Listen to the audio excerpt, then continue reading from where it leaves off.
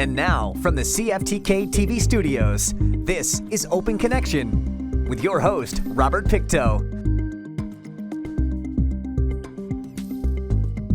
Welcome to Open Connection. I'm your host, Robert Pictou. Our show today comes to you from the traditional and unceded territory of the Sibshan people.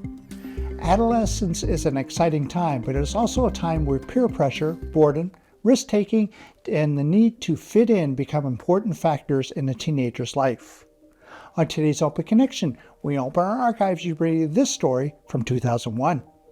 Drugs and alcohol, a very real part of the lives of today's adolescents. Experts say many teens experiment and are not aware of the risks. 90% of my friends have probably either still do drugs or have experimented with drugs.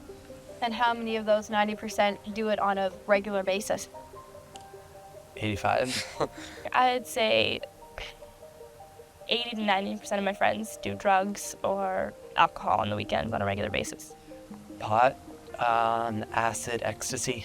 Some youths admit alcohol and drugs became a part of their lives after giving into their curiosity, wanting to take risks for fun, to fit in, and even to escape everyday worries. I wouldn't say peer pressure has a lot to do with it. I would say more peer influence. I think the youth have enough self-worth, self-esteem that if they don't want to do the drug, they won't do it. It's usually done because they're with people who are doing drugs. I think they probably do drugs and alcohol just for something to do. You know, you go out, you have to drink or smoke weed. I understand if someone wants to go out and have a good time, you can have a drink if you're going to be responsible about it, but it totally goes against the laws, right? It's not really so much that kids say you have to do this or you won't be cool. It's just that's what people think, I guess. You know, if you don't drink, then there's nothing really to do with that person if that person doesn't drink, because everybody else drinks. Can't call them to go out drinking. They're too young to buy alcohol themselves, which means one of two things: they have access to it from a home or someone of age is providing it. We have almost complete access, I'd say, because, you know, people that are older that'll get it for you, whether it be alcohol or drugs. But even if those people do get caught, some kids say that same source is still as much of a reliable provider as they were before. Kitimat RCMP say they are cracking down in efforts to combat this and the number of kids who are found in possession of drugs or alcohol. With our no tolerance policy we're going to be taking, you are going to see more charges submitted to Crown Council for approval. Certainly there is recourse there that in the past we have just seized it, notified the parents, and sent on their way. But it's gone beyond that now, where because of the problems we're having, the breaks are going to be few and far between. According to those who work with substance abusers, alcohol is a gateway drug. Kids who experiment may also dangerously flirt with other serious substances. Let's say in grade 7, grade 8, we start to drink. And they say, well, I'm drinking, but there's also a group of high school kids that I see who are smoking dope, and I will never do that. So I see them maybe a couple of years later in my office, and they say, well, now they're smoking marijuana, but they would never use cocaine. So down the road, maybe 2 years, they come to my office and they've now dabbled with cocaine. And I think I mentioned this before, cocaine is not a drug that you dabble with because you do it once or twice and you're addicted. There's a huge misconception going around now that pot is a relatively safe drug because you hear in the media about legalization of it for medical reasons. So I think it kind of leads people to believe that it's a relatively harmless drug when it's not. School officials at Mount Elizabeth Secondary say there isn't a visible substance problem among the majority of students, but when it comes to school dances, the kids tell somewhat of a different story. It's a judgment decision by myself and the two vice principals, but it is a judgment decision that we get to make, and if it's serious or if they're in possession of it or they're trafficking drugs, then it gets referred to the RCMP for charges. At a school dance, almost everybody is drunk or has been drinking. We have 1 to 5% of students of our student population that have behavior problems of any kind, whether it's drug or alcohol abuse or acting out of behavior. So it's a small percentage that we need to address. 90% of the people that go in the doors drunk don't get caught. Some of the kids who admit there is a substance problem among their peers also admit the adults in their lives need to be more rigid when addressing the problem. Until parents really kind of, it sounds really bad, restrict, what their kids are doing or, check in on them, then there's, punish them for it. There's nothing that's going to happen. Parents need to be aware of what's going on with their kids, and they have to have good communications with their children. Kids have to feel comfortable in telling their parents what's going on, and that comes with having good communication with your children. And you have to be aware of, parents have to be aware of who their kids are hanging out with. Their school grades, if their school grades are dropping, that can be an indication of drug abuse. I don't think parents get involved enough. I think they should ask them what they were doing and especially talk to them when they come home. Talk to them for maybe 10 minutes.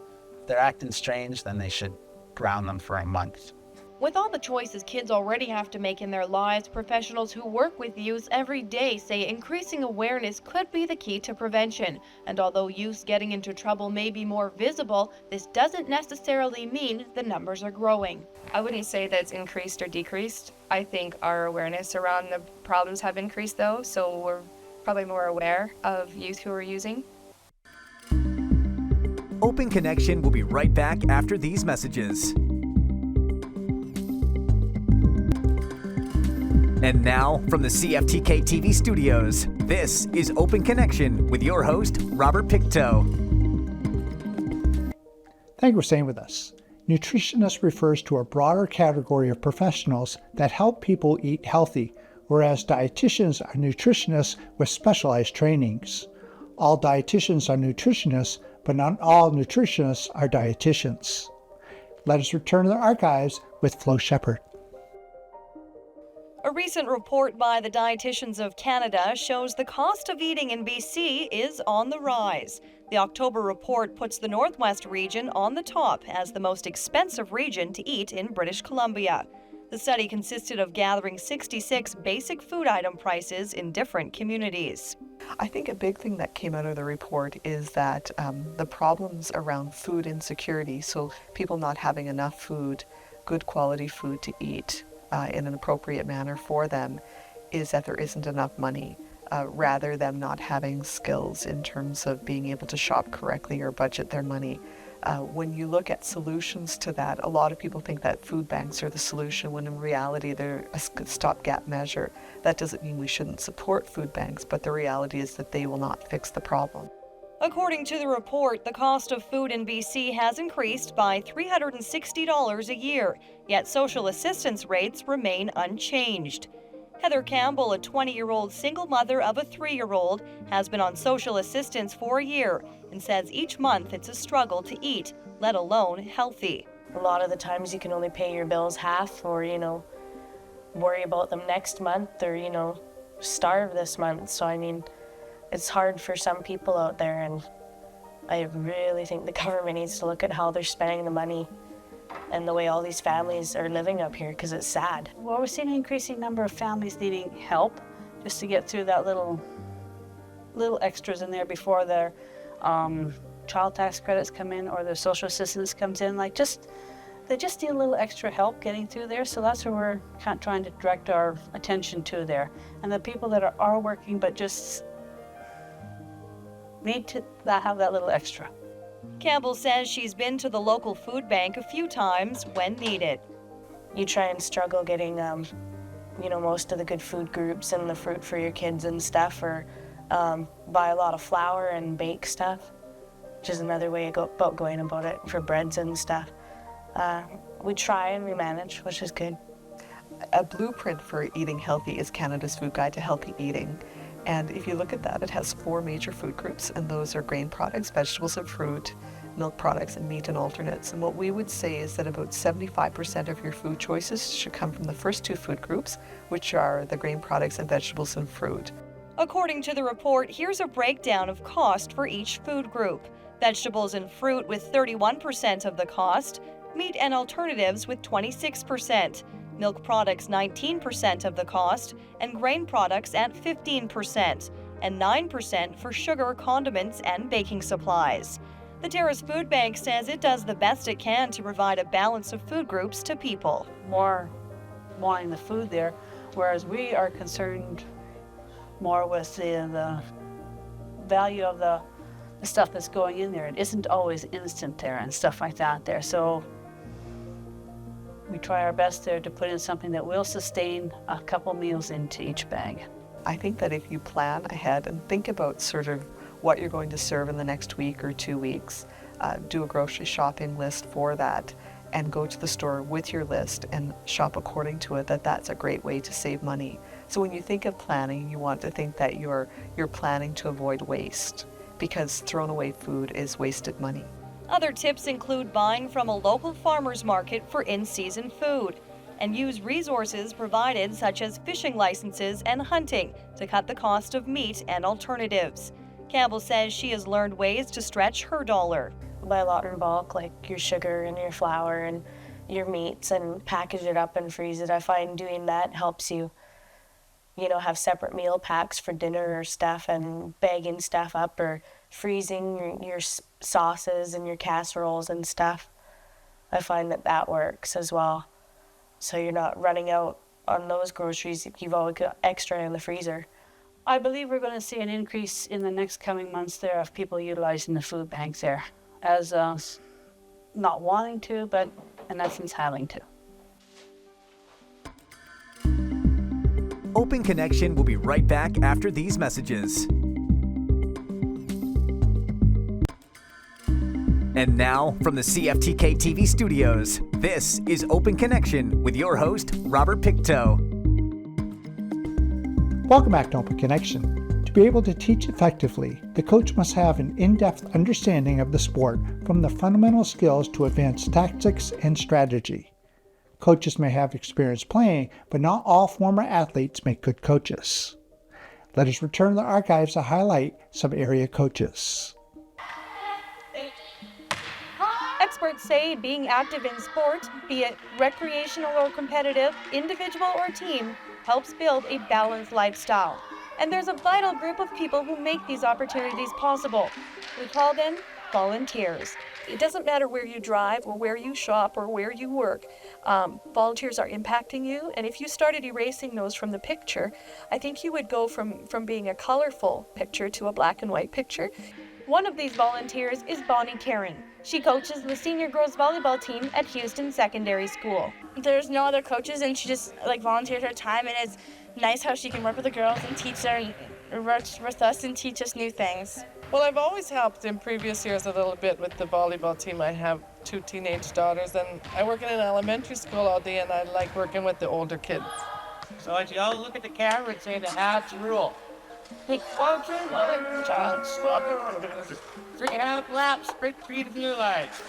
In Burns Lake, John Ruffle coaches his midget hockey team through an evening practice. Ruffle also referees and is head coach. Part of those duties include selecting other coaches. Not much of an issue when you've got just enough coaches for each team. It really isn't an issue when you're begging them to coach. So please help. Well, some of the bigger centers at the AGM, they're saying how they're going through the interview process, and I'm howling at them. I'm going through the begging process. From the stands, hockey mom Leanne Olsen watches her son BJ in goal. Being a hockey mom is a lifestyle. She's also the president of the Burns Lake Minor Hockey Association, another full-time position, and she works too. There are countless others like Bonnie, John, and Leanne who make sure sports teams can operate. But volunteer hours are on the decline in Canada, and in a recent Stats Canada survey, BC tied with Quebec for the lowest participation rate in volunteer activities.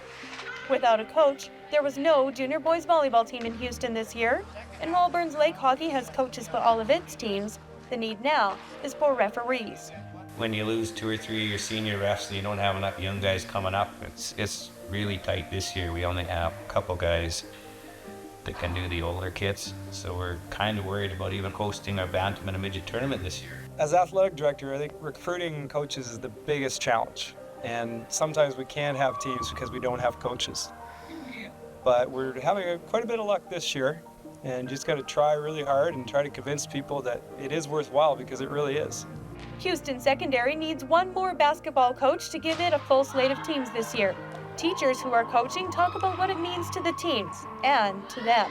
Playing sports in a high school or things in getting involved anyway outside of the classroom needs as a student, it adds a lot to your high school years. So if there's more people to provide that for more students, I encourage it.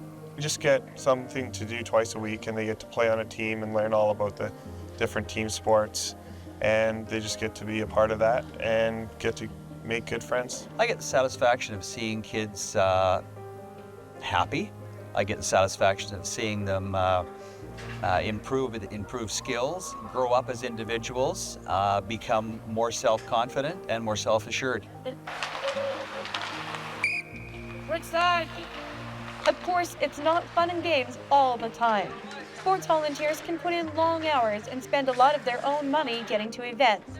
And there are problems of volunteer burnout and politics. People, I think, forget that we're just volunteering and that we're supposed to know all and be all, and forget that we also have jobs and we also have families. And so I find a lot of people, after so many years, or maybe even not years, maybe it's only going to take one incident, but that they don't feel thanked and they don't feel appreciated, and I have lost this year, I've lost people because of that. So Olson's job includes letting volunteers know they are appreciated and much needed. Statistically, we're finding it's the same people volunteering over and over. StatsCan says a mere 5% of BC's volunteers pitch in over 1/3 of the total hours. Regardless of hurdles along the way, all those involved in sport encourage others to volunteer too. The good times are far away anything bad. We just have a lot of fun with the kids. People that don't coach, they just don't know what they're missing. There's some really good volunteer jobs that are done just sitting at home, just quietly, for 5 or 10 minutes, and you can make a difference in your community. And you don't have to be a terrific athlete to volunteer in sport. You need a positive attitude is number one, and you have to like kids, and you need some experience in the sport. But even if you don't have a lot of experience, if you come out and work as an assistant coach and gain that experience, and we're willing to train coaches. For reffing, if you can skate, that's all we're asking, skate. And then Burns Lake Minor Hockey will send you to the clinic, and we will pay for the clinic and for you to take the clinic. There's a beginner's coaching clinic on November 3rd and 4th in Burns Lake. Another unique opportunity is Special Olympics with year-round activities. It's not just the jocks that get the sporting support, but it's anybody who really wants to participate, and isn't that a rich thing? Back in Houston, the girls practice skills they'll use both on the floor and off. Open Connection will be right back after these messages. And now, from the CFTK-TV studios, this is Open Connection with your host, Robert Pictou. Founded in 1886 in response to a petition signed by 30 prominent citizens, the Royal BC Museum has collected and preserved a province's significant artifacts and specimens for future generations. In this final segment of Open Connection, we return to the archives to an exhibit in Burns Lake. An odd collection of people and displays, not what you might expect to find in a church gym in Burns Lake. This is part of the Royal British Columbia outreach programming, because we, as you know, the museum facility itself is in Victoria on Vancouver Island, so it's a long way away from most of the province. And the Royal British Columbia Museum is the provincial museum of the province, so we have a duty to offer programs and services to people across the provinces. The Living Landscapes project delves into the environmental and human history of whichever area of the province it's in, which for 2000 to 2002 is the Upper Fraser Basin. The show presents illustrated talks and displays and invites locals to contribute as well. Alpacas from a local ranch add an agricultural touch. That's the sound of the only entertainment many families had in the past. It was all started when we received a manuscript at UNBC Archives, written by a woman in the 1930s about life there. And it was a wonderful perspective by a woman on homesteading. Other topics include railway and pack trail history, like this picture from the Hazelton area around 1908. There are even demonstrations on how to make stone tools. When you're cutting hide, you can saw through the hide. An iron dagger that used to belong to Lily and Sam's grandfather's grandfather turned up at the museum in 1972. Oral history says Chief Kwa, or Gwe, got the dagger around 1775, the first person in the area to own one. In 1928, the Hudson Bay Company borrowed it for an exhibit. It didn't return until 9 years later. At some point, it was given to John Monroe, a former government minister and friend of the family, for safekeeping. It wasn't seen again until it ended up at the museum with no story attached. Lily and Sam is helping retrace that story and her family lineage. We have to identify who they are. That's a polite habit, and to their genealogies. Trying to sort of keep their clan in there. Right across from the ancient, the newly discovered. Chris Guppy of Quesnel has discovered a butterfly subspecies entirely new to science. There's a feeling here that by preserving and learning about the past, it can be passed on to future generations. The museum is finding locals to be a great source of knowledge. People like Bernadette Peebles, here to educate the public on cattle ranching issues, but also living side by side with history. We have at least 10 homesteads still existing on our holdings now that we go around and we actually take people around to them and show them these old homesteads and what they've done. Like one of them has an orchard on it that was planted in the 1940s. We're getting wonderful response. People are coming in and looking at historical photos on the display panels and giving us information that we didn't have before about who some of the people were in the photos. What you'll find is that a lot of the history of the North is still unrecorded and unwritten. So what we're hoping is that the history will inspire people to record the living memories of people. One of the values of it is that the more you know about something, I think the better the decisions are that you make about the area. Seymour stresses that this is a partnership between the Provincial Museum and local organizations, in this case, the Lakes District Museum and curator Lee Safanaugh. Getting right down to business in the Masters Division was Metlakatla, Alaska in black and Greenville battling to stay in the tourney. This one was slow going at first, but Metlakatla, Alaska proved to be the stronger of the two, eliminating Greenville by a score of 72-67. In the main gym, it was senior men's action. The first game of the evening featured Masset in black and Cake Alaska in white. Although both are very strong teams, Masset walked away with this one 109-86. The big game of the evening was between Heidelberg, Alaska and Bella Bella, and didn't the fans know it? This one was tight with the lead going back and forth all game. With only seconds left, it was Bella Bella with a 3-point lead when a costly foul sent Heidelberg to the line to bring it within one. Bella Bella picked up another foul off the rebound, sending Heidelberg to the free throw line again, this time potting both points to take the lead 112-111. Again, another foul with 5 seconds on the clock puts Heidelberg back for a freebie, which they took full advantage of to capture the win 113-111.